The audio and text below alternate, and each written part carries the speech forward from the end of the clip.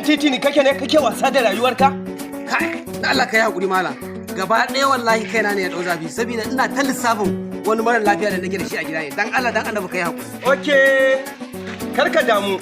Dan Allah yanzu za mu iya zuwa gan shi? Yawwa mai gida, haji, nagode, Allah ya saka na alheri. Salamu alaikum. Salamu alaikum.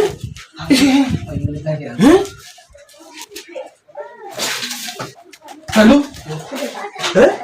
Ina kai na tsoron sa da ke ji wallahi.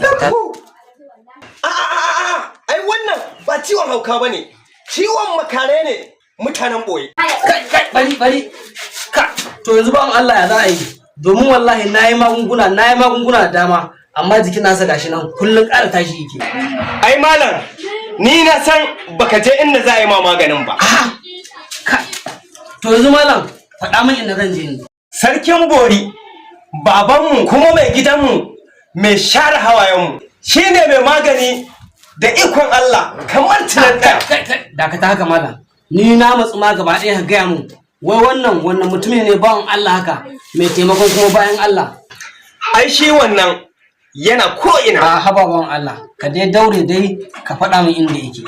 Idan ka je Simela ka sami yaro ko babba ka ce kana son ganin sarkin bori baban da zare ikon bai izinin lahi rabbi za a kai ka gunsa kuma za a samu waraka. To akwai matsala kuma bawan Allah.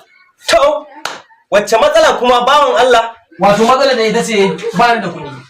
A karka damu shi wannan Allah da ko da kuɗi ko babu zai ma magani domin a samu waraka da ikon bai izinin lahi rabbi. Yawwa ai haka nake so ai ta zo gidan sauki yanzu mu kinkime mu kai shi. Bismillahir rahmanir rahim. Ya ci don. Iya hankali. Ai na lugu da ya samu kansa. Iya hankali.